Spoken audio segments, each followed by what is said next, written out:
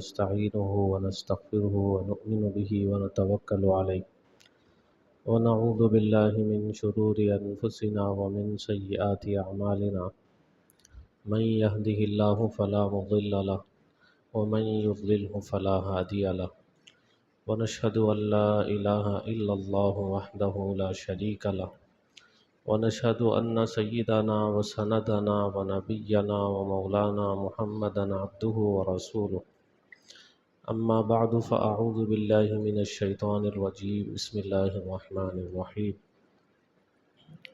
يا أيها الذين آمنوا كتب عليكم الصيام كما كتب على الذين من قبلكم لعلكم تتقون صدق اللہ العظیم۔ معزز سامعین کرام، عزیز ساتھیوں، بزرگوں، دوستوں، رمضان کا مبارک مہینہ قریب ہے۔ اس سے پہلے یہ بات بتائی گئی کہ رمضان کے مبارک مہینے کے آنے سے پہلے کچھ کام ایسے ہیں جو ہم کو کر لینا چاہیے، وہ آپ حضرات کے سامنے رکھے گئے۔ اسی کو استقبال رمضان کہتے ہیں، رمضان کی تیاری۔ رمضان کے مہینے کے آنے سے پہلے رمضان کی تیاری کرنا۔ چونکہ آپ کے گھر کوئی مہمان آنے والا ہو اور وہ مہمان بڑا ہو، تو جتنا بڑا مہمان ہوتا ہے اسی حساب سے تیاریاں گھر میں شروع ہوتی ہے۔ گھر کو صاف کیا جاتا ہے اور مہمان کے لیے تیاری کی جاتی ہے۔ مہمان جتنا بڑا ہوتا ہے اس حساب کی تیاریاں ہوتی ہے۔ تو یہ جو رمضان کا مہینہ ہے بہت ہی بڑا مہینہ ہے، جس کے بارے میں نبی رحمت صلی اللہ علیہ وسلم نے ارشاد فرمایا، اس کے جو پہلے 10 دن ہیں وہ رحمتوں والے ہیں، اس کے بعد کے جو 10 دن ہیں وہ مغفرتوں والے ہیں، اس کے بعد کے جو 10 دن ہیں وہ جہنم سے آزادی اور خلاصی والے۔ تو اس کے 10 دن رحمتوں والے ہیں، 10 دن بخششوں و مغفرتوں والے ہیں، اور 10 دن جہنم سے آزادی والے ہیں۔ تو یہ ایسا مہینہ ہے، رحمتوں والا، مغفرتوں والا، بخششوں والا مہینہ ہے۔ تو یہ مہینہ بہت بڑا مہینہ ہے کہ اس مہینے میں عبادتوں کا ثواب بڑھا دیا جاتا ہے۔ ایک فرض ادا کریں گے تو غیر رمضان کے 70 فرضوں کے برابر ثواب ملے گا۔ ایک نفل پڑھیں گے تو غیر رمضان کے فرض کے برابر ثواب ملے گا۔ تو یہ مہینہ بڑا عظیم الشان مہینہ ہے۔ اسی وجہ سے اللہ کے نبی نے شعبان کے مہینے میں رمضان کے فضائل لوگوں کے سامنے بیان فرمائے، تاکہ رمضان کے آنے سے پہلے پہلے لوگ اس کی تیاری میں لگ جائیں، اور جب جیسے ہی رمضان شروع ہو جائے تو اس کی رحمتوں سے ہم فائدہ اٹھا سکیں، اس کی برکتوں سے ہم فائدہ اٹھا سکیں، اور اس کا ایک لمحہ بھی ہم سے ضائع نہ ہو، اور اس کا ایک لمحہ بھی ہم سے برباد نہ ہو۔ تو اس کے آنے سے پہلے جو کام ہم کو کرنا ہے، ایک کام تو یہ ہے کہ ہم قرآن کریم کی تلاوت کا ابھی سے معمول بنا لیں۔ قرآن کریم کے پڑھنے کا، قرآن کریم کی تلاوت کا ابھی سے معمول بنا لیں کہ ہم روزانہ ابھی سے قرآن کریم پڑھتے رہیں، تاکہ رمضان کا مہینہ جیسے ہی شروع ہو تو رمضان کے مہینے میں قرآن کریم کا پڑھنا ہمارے لیے آسان ہو جائے۔ تو ابھی سے قرآن کریم کی تلاوت کا معمول بنا لینا چاہیے۔ دوسری بات یہ ہے کہ نوافل میں ابھی سے اضافہ کرنا چاہیے، سنتوں کا اہتمام ابھی سے کرنا چاہیے، کہ ہر نماز کو سنتوں کے ساتھ ہم پڑھیں گے۔ ہر نماز کے بعد اور اس کے اخیر میں جو نفلیں رکھی گئی ہیں، یا اس سے پہلے جو نفلیں رکھی گئی ہیں، اس کو پڑھنے کا ہم اہتمام کریں گے، ابھی سے نوافل میں اضافہ کریں گے، تاکہ رمضان کا مبارک مہینہ شروع ہو تو جیسے ہی رمضان کا مبارک مہینہ شروع ہو ہمارے لیے رمضان کے مہینے میں تراویح کا پڑھنا آسان ہو جائے، کہ بھئی ہم اپنی کچھ نمازوں میں اضافہ کریں گے، کچھ رکعتوں میں اضافہ کریں گے، کچھ نفلوں میں اضافہ کریں گے، تو رمضان کا مہینہ جب شروع ہوگا تو رمضان کے مہینے میں نفلیں پڑھنا ہمارے لیے آسان ہوگا، رمضان کے مہینے میں تراویح پڑھنا ہمارے لیے آسان ہوگا۔ تو ایک کام یہ کرنا ہے کہ ہم ابھی سے نماز کی پابندی شروع کر دیں، ابھی سے فرائض کا ہم اہتمام شروع کر دیں، اور فرائض کو ہم جماعت کے ساتھ میں پڑھیں، اور یہ کوشش کریں کہ ہم فرائض کو جماعت کے ساتھ مسجد میں پڑھیں گے اور تکبیر اولیٰ کے ساتھ میں پڑھیں گے، تاکہ رمضان کا مبارک مہینہ جب ہمارا آئے تو اس مبارک مہینے میں ہماری نمازیں مسجدوں میں ہو اور جماعت کے ساتھ ہو اور تکبیر اولیٰ کے ساتھ میں ہو۔ چونکہ اس کی فضیلت نبی رحمت صلی اللہ علیہ وسلم نے یہ بیان فرمائی کہ جو بندہ 40 دن تک اللہ کے واسطے تکبیر اولیٰ کے ساتھ میں نماز پڑھتا ہے، اس کے لیے جہنم سے اور نفاق سے براعت لکھ دی جاتی ہے، جہنم سے اور نفاق سے براعت لکھ دی جاتی ہے۔ 40 دن تک تکبیر اولیٰ کے ساتھ میں نماز پڑھنے کی یہ فضیلت بیان کی گئی ہے کہ جہنم سے براعت لکھ دی جاتی ہے، نفاق سے براعت لکھ دی جاتی ہے کہ یہ بندہ جہنم سے آزاد ہے اور یہ بندہ نفاق سے بری ہے۔ تو یہ بہت بڑی فضیلت ہے۔ اس فضیلت کو حاصل کرنے کے لیے ابھی سے اگر ہم جماعت سے نماز پڑھنے کا اہتمام کریں گے، فرائض کو مسجدوں میں آ کے جماعت سے پڑھیں گے اور تکبیر اولیٰ کے ساتھ پڑھنے کی کوشش کریں گے کہ جس وقت امام تکبیر کہہ رہا ہو اس کے ساتھ ہم بھی تکبیر کہیں، تو تکبیر اولیٰ کے ساتھ 40 دن تک جو بندہ اللہ کے واسطے جماعت سے تکبیر اولیٰ کے ساتھ نماز پڑھتا ہے، اس کے لیے جہنم سے براعت لکھ دی جاتی ہے اور نفاق سے براعت لکھ دی جاتی ہے۔ تو اس فضیلت کو حاصل کرنے کے لیے رمضان کے مہینے میں تو سب اہتمام کرتے ہیں، کوشش کرتے ہیں۔ اس سے 10 دن پہلے سے اگر یہ اہتمام کر لیا جائے تو 40 دن ہو جائیں گے، اور 40 دن جماعت کی نماز تکبیر اولیٰ کے ساتھ پڑھنے پر یہ جو فضیلت ہے، یہ فضیلت ہم حاصل کر سکیں گے۔ چونکہ اکیلے کی نماز کی فضیلت جو ہے جماعت کی نماز کی فضیلت کے مقابلے میں کئی گنا کم ہو جاتی ہے۔ جماعت کی فضیلت کا ثواب زیادہ ملتا ہے، 25 گنا 27 گنا بڑھا کر دیا جاتا ہے۔ تو جب اللہ کے واسطے کوئی کام کرنا ہے تو زیادہ ثواب جس میں ہو اس زیادہ ثواب کو حاصل کرتے ہوئے اس کام کو کرنے کی کوشش کرنی چاہیے۔ تو جماعت کے ساتھ پڑھیں گے، تکبیر اولیٰ کے ساتھ پڑھیں گے اور مسجد میں آ کے پڑھیں گے۔ یہ اہتمام اگر کریں گے، یہ کوشش اگر کریں گے تو ایک بہت بڑی فضیلت کو اور بہت بڑے ثواب کو حاصل کرنے والے ہم ہوں گے۔ اور رمضان کے مہینے میں اس کو حاصل کرنا، اس فضیلت کو، اس ثواب کو کوئی زیادہ مشکل نہیں۔ چونکہ رمضان میں تو سب نمازیں پڑھ رہے ہیں، رمضان میں تو سب مسجد میں آتے ہیں، تو ایک مہینہ تکبیر اولیٰ کے ساتھ نمازیں ہو جائے گی۔ اس سے پہلے 10 دن اگر کوشش کر لیا جائے اور اس سے پہلے 10 دن تکبیر اولیٰ کے ساتھ نمازیں اگر پڑھ لی جائیں تو اس طرح سے پورا ایک چلہ اور پورے 40 دن تکبیر اولیٰ کے ساتھ میں ہو جائیں گے اور یہ فضیلت ہم کو حاصل ہو جائے گی۔ تو یہ کوشش ہونی چاہیے۔ تو ہم جماعت کے ساتھ نماز پڑھیں گے، تکبیر اولیٰ کے ساتھ ہم نماز پڑھیں گے، اس کا اہتمام کرنا چاہیے۔ تو رمضان کے مبارک مہینے کے آنے سے پہلے جو کام کرنا ہے اس میں سے ایک کام ہم کو یہ بھی کرنا ہے۔ اسی طرح سے یہ کوشش بھی ہونی چاہیے کہ ہم اپنے نفلوں میں اضافہ کریں، یہ کوشش بھی ہونی چاہیے کہ ابھی سے تہجد کا اہتمام کریں، تاکہ رمضان کا مہینہ جب آئے تو رمضان کے مہینے میں تہجد پڑھنا ہمارے لیے آسان ہو جائے، رمضان کے مہینے میں تراویح پڑھنا ہمارے لیے آسان ہو جائے۔ رمضان میں سحری میں تو سبھی اٹھتے ہیں، جب سحری میں اٹھتے ہیں وہ جو وقت ہوتا ہے وہ تہجد کا وقت ہوتا ہے اور وہ دعاؤں کی قبولیت کا موقع ہوتا ہے۔ تو ایسے موقع پہ جب ہم اٹھے ہیں تو ایک 4 رکعت اگر ہم پڑھ لیں گے، وقت ہے تو 8 رکعت اگر ہم پڑھ لیں گے تو یہ کوئی زیادہ مشکل ہمارے لیے نہیں ہے۔ تو اس طرح سے ابھی سے کوشش کریں گے اور رمضان کے مبارک مہینے میں تہجد کے اہتمام کی کوشش کریں گے تو ایک بہت بڑی فضیلت، ایک تہجد کی عادت ہو جائے گی، 1 مہینہ تک پڑھتے رہیں گے اس کی عادت ہو جائے گی، رمضان کے بعد بھی تہجد پڑھنا ہمارے لیے آسان ہو جائے گا۔ تو یہ بھی کوشش ہونی چاہیے۔ اسی طرح رمضان کا جب مہینہ آتا ہے تو ہم میں سے کتنے ایسے لوگ ہیں جو عبادتوں کا اہتمام کرتے ہیں، روزہ بھی رکھتے ہیں، تراویح بھی پڑھتے ہیں، ذکر و اذکار میں بھی ہیں، تلاوت میں بھی ہیں، دعاؤں میں بھی ہیں۔ اپنی اپنی حیثیت کے حساب سے ہر بندہ یہ کوشش کرتا ہے کہ نیکیوں میں جتنا ہو سکے میں آگے بڑھوں، زیادہ سے زیادہ میں ثواب حاصل کروں، زیادہ سے زیادہ میں نیکیوں کو کمانے والا بنوں۔ یہ ہر بندہ کوشش کرتا ہے، لیکن یہ کوشش بھی ہونی چاہیے کہ جیسے میں نیکیوں کے کمانے کا اہتمام کر رہا ہوں، نیکیوں کو جمع کرنے کی کوشش کر رہا ہوں، ایسے ہی میں گناہوں سے بھی اپنے آپ کو بچانے کی کوشش کروں، یہ بھی ہونا چاہیے۔ تو رمضان کے مہینے میں گناہوں سے اپنے آپ کو بچانے کی کوشش کرنی چاہیے۔ نیکیوں کا کرنا آسان ہے گناہوں سے بچنے کے مقابلے میں۔ نیکیوں کا کرنا ایسے ہے جیسے کہ دواؤں کا کھانا، دوا کھانا آسان ہوتا ہے، گناہوں سے بچنا ایسے ہے جیسے کہ پرہیز کرنا مشکل ہوتا ہے۔ انسان یہ کہتا ہے دوا جتنی آپ دیں گے میں کھانے کو تیار ہوں، 3 نہیں 6 ٹائم کی دوا کھانے کے لیے میں تیار ہوں، لیکن پرہیز کرنا مجھ سے نہیں ہوتا۔ اگر اس سے کہا جائے بھائی گوشت مت کھاؤ، انڈا مت کھاؤ، مچھلی مت کھاؤ، مرغی مت کھاؤ، فلاں چیز مت کھاؤ، فلاں چیز مت کھاؤ، یہ اس کے لیے ایک مشکل چیز ہو جاتی ہے۔ تو نیکیوں کا کرنا ایسا ہے جیسے کہ دواؤں کا لینا، اور گناہوں سے بچنا ایسا ہے جیسے کہ پرہیز کرنا۔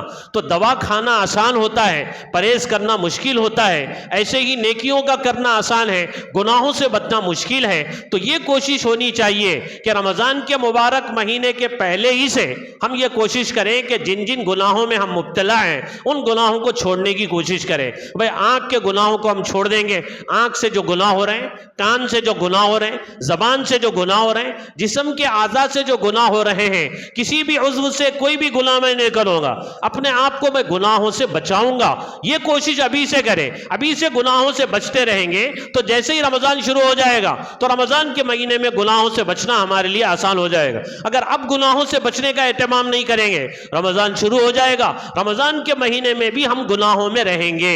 اس لیے یہ کوشش ہونی چاہیے کہ رمضان کے مبارک مہینے کے آنے سے پہلے ہی ہم ہر قسم کے گناہوں سے سچی پکی توبہ کر لیں، اور یہ کوشش کریں کہ بھئی کوئی گناہ میں نہیں کروں گا۔ اللہ سے دعا مانگے کہ اللہ میں ہر قسم کے گناہوں سے اپنے آپ کو بچانے کی کوشش کر رہا ہوں، آپ کی مدد کے بغیر میں گناہوں سے اپنے آپ کو نہیں بچا سکتا، آپ کی توفیق کے بغیر میں گناہوں سے اپنے آپ کو نہیں بچا سکتا۔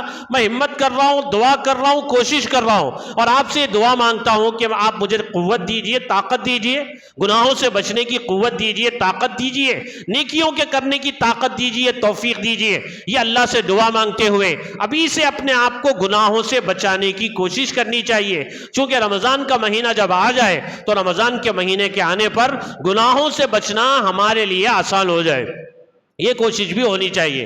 ہم نماز بھی پڑھ رہے ہیں، ہم تراویح بھی پڑھ رہے ہیں، ہم تلاوت بھی کر رہے ہیں، لیکن رمضان کے مہینے میں کتنے ایسے گناہ ہیں جو گناہوں کو چھوڑنے کی ہم کوشش نہیں کرتے۔ آنکھ سے گناہ ہو رہے ہیں، بے حیا قسم کی چیزیں دیکھ رہے ہیں، بیہودہ تصویریں دیکھ رہے ہیں، اور نگاہوں کا غلط استعمال کر رہے ہیں، کان کا غلط استعمال کر رہے ہیں، میوزک کان میں جا رہی ہے، گانے بجنے کی آوازیں کان میں جا رہی ہے، تو ایسے گناہوں میں ہم اپنے آپ کو لگائے ہوئے ہیں، ہم اس کو گناہ بھی نہیں سمجھ رہے ہیں۔ کتنے گناہ ایسے ہیں جس کو ہم گناہ بھی نہیں سمجھ رہے ہیں اور کرتے چلے جا رہے ہیں۔ تو رمضان کے مہینے میں اس کے آنے سے پہلے ابھی سے یہ کوشش کریں گے تو رمضان کے مہینے میں ان گناہوں سے اپنے آپ کو بچانا ہمارے لیے آسان ہو جائے گا۔ تو یہ کوشش ہونی چاہیے کہ ہم ابھی سے اپنے آپ کو گناہوں سے بچائیں، ہر قسم کے گناہوں کو ہم چھوڑیں گے، ہر قسم کے گناہوں کو ہم چھوڑیں گے، تاکہ رمضان کے مہینے میں ہم ہر قسم کے گناہوں سے اپنے آپ کو بچا کر اور صاف ستھرے ہو کے زندگی گزارے رمضان کے مہینے میں۔ اللہ کے نبی نے پہلے منبر پہ قدم رکھتے ہوئے پہلی سیڑھی پہ آمین کہا، دوسری سیڑھی پہ آمین کہا۔ مشہور روایت آپ کو سنائی جاتی ہے، حضرت جبرائیل علیہ السلام نے بد دعا کی ایسے بندے پر کہ جس کو رمضان کا مہینہ ملے اور اس کی بخشش نہ ہو، رمضان کا مہینہ ملے اس کی مغفرت نہ ہو، اس کے لیے حضرت جبرائیل جیسا فرشتہ بد دعا کر رہا ہے، اور اللہ کے نبی جیسے مقدس محبوب نبی وہ آمین کہہ رہے ہیں، تو پھر اس دعا کی، اس بد دعا کی قبولیت میں کسی قسم کا کوئی تردد اور کسی قسم کا کوئی شک نہیں۔ اس وجہ سے اس بد دعا سے بچانے کے لیے ابھی سے یہ کوشش ہونی چاہیے کہ بھئی رمضان آئے ہماری کسی طرح سے بخشش ہو جائے، کسی طرح ہماری معافی ہو جائے، کسی طرح ہمارے گناہ معاف ہو جائے، اس کے لیے ہم ابھی سے کوشش کریں گے، اپنے آپ کو گناہوں سے بچانے کا اہتمام کریں گے، کوشش کریں گے، اور یہ کوشش کریں گے کہ رمضان کے آنے سے پہلے کوئی ایسا منصوبہ بنائے، کوئی ایسی پلاننگ کریں۔ آپ دیکھیں گے رمضان کا مہینہ شروع ہونے سے پہلے کتنے کاروباری لوگ ایسے ہوتے ہیں، تجارت پیشہ لوگ ایسے ہوتے ہیں، ابھی سے منصوبہ بناتے ہیں کہ رمضان کا مہینہ آ رہا ہے، کیسے کام کریں گے، کیسی محنت کریں گے تو زیادہ سے زیادہ نوٹ کما سکیں گے، زیادہ سے زیادہ پیسے کما سکیں گے۔ ہر شخص پیسے کمانے کے بارے میں فکر مند ہے، کوشش میں لگا ہوا ہے کہ رمضان کا مہینہ کمانے کا مہینہ ہے، یعنی پیسوں کے کمانے کا مہینہ ہے، ایسا ہم سمجھے ہوئے ہیں۔ جتنے تاجر لوگ ہیں، جتنے تجارت پیشہ لوگ ہیں، جتنے بزنس مین ہیں، یہ کوشش میں لگے ہوئے ہیں کہ رمضان کا مہینہ آئے گا تو ہم کیسے دکان کو چمکائیں اور کیسے گاہکوں کو اپنی طرف متوجہ کریں اور کیسے زیادہ سے زیادہ نوٹ بنائیں اور پیسہ کمائیں، یہ کوشش میں وہ لوگ لگے ہوئے ہیں۔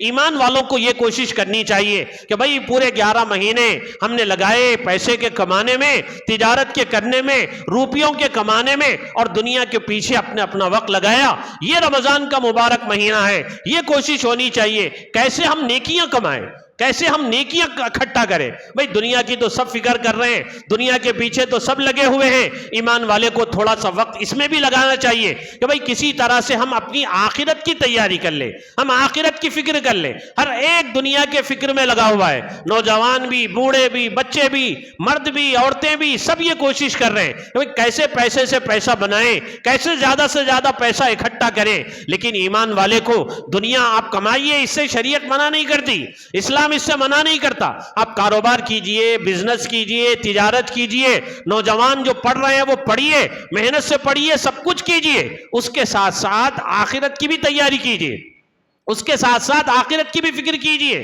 یہ سب چیزیں فنا ہونے والی ہے, یہ سب چیزیں ختم ہونے والی ہیں. اس کے پیچھے تو ہم محنت کر رہے ہیں, لیکن جو چیزیں باقی رہنے والی ہیں, جو ہمیشہ کی زندگی ہے, اس کے بارے میں ہم کتنی فکر کر رہے ہیں, یہ بھی تھوڑا سا سوچنا چاہیے. تو کوئی ایسا منصوبہ بنانا چاہیے کہ رمضان کا مہینہ آئے تو رمضان کے مہینے سے پہلے پہلے جو کچھ بھی کام نمٹنا ہے وہ نمٹا لیں, جو کچھ بھی کرنا ہے وہ کر لیں, تاکہ رمضان کا مہینہ ہم خالص عبادت میں لگا سکیں, رمضان کا پورا مہینہ خالص ہم اللہ کی عبادت میں لگا سکیں. تو جو کچھ بھی کام کاج کرنا ہے وہ سارے کے سارے کام رمضان سے پہلے نمٹا لیں, رمضان سے پہلے کر لیں, تاکہ رمضان کے مہینے کو خالص اللہ کی عبادت کے لیے ہم فارغ کر سکیں, روزوں کے لیے, تراویح کے لیے, تلاوت کے لیے, اعتکاف کے لیے. کہ ابھی سے کوئی منصوبہ بنے کہ رمضان کا جو آخری عشرہ ہے وہ اعتکاف میں ہم بیٹھیں گے, شب قدر کی تلاش کے لیے مسجد میں آئیں گے. تو معتکف جو ہوگا اعتکاف میں بیٹھنے والا, اس کو تو شب قدر آسانی سے مل جائے گی. تو میں یہ کوشش کروں گا کہ کسی طرح سے اعتکاف میں بیٹھو, رمضان کے مہینے کے ایک ایک لمحے کو قیمتی بناؤ, ایک ایک مہینے کو قیمتی سے قیمتی بنانے کی ابھی سے تیاری کرنی چاہیے, ابھی سے فکریں کرنی چاہیے, ابھی سے کوششیں کرنی چاہیے. اس کے لیے ابھی سے کوئی لائحہ عمل مرتب کرنا چاہیے, کوئی منصوبہ اور کوئی پلاننگ ہونی چاہیے. اس پلاننگ کے حساب سے کام کرنا چاہیے. جیسے کہ تجارت کے لیے, بزنس کے لیے, کاروبار کے لیے ہم منصوبہ بناتے ہیں, ایسے ہی میرے دوستوں آخرت کے لیے, اپنی مغفرت کے لیے, اپنی بخشش کے لیے, اس میں کسی اور کے لیے نہیں, اپنے فائدے کے لیے, اپنی بخشش کے لیے, اپنی مغفرت کے لیے اللہ رب العزت نے یہ مہینہ دیا ہے. تو اس کے لیے ہمارے اپنی قبر کے لیے, ہماری اپنی آخرت کے لیے کچھ کر لینا ہے, اس کے لیے کچھ منصوبہ بنانا ہے, اس کے لیے کچھ پلاننگ بنانا ہے, کاموں کو آگے پیچھے کرنا ہے. بھئی جو کرنا ہے پہلے کر لیں گے, اور جو کرنا ہے رمضان کے بعد کر لیں گے. ایک مہینے میں تو ایک مہینہ کم سے کم فارغ کر لینا چاہیے کہ بھئی کسی طرح سے ہم اس کو اللہ کی عبادت میں لگا سکیں. ایسی کوئی پلاننگ کے ساتھ میں چلیں گے تو یہ جو مہینہ آئے گا اس کا صحیح معنی میں ہم فائدہ اٹھائیں. تو یہ بھی ایک کام ہم کو کرنا ہے. اسی طرح ہر سال ایک بات میں بتاتا ہوں, وہ پھر آپ کے سامنے رکھنے کی کوشش کر رہا ہوں, وہ یہ ہے کہ ہماری اپنی جو بری عادتیں ہیں ان عادتوں کو ابھی سے چھوڑنے کی کوشش کرنی چاہیے. جو روح کو نقصان پہنچانے والی بیماریاں ہیں, جو جسم کو نقصان پہنچانے والی بیماریاں ہیں, جتنے گناہ ہیں سارے گناہوں سے ابھی سے سچی پکی توبہ کر کے ان گناہوں کو ابھی سے چھوڑنے کی کوشش کریں. اور جو جسم کو نقصان پہنچانے والی چیزیں ہیں, نقصان دہ چیزیں ہیں, جیسے کتنے نوجوان ایسے ہیں, کتنے لوگ ایسے ہیں جو گٹکا کھاتے ہیں. یہ گٹکا کھانے میں فائدہ کیا ہے؟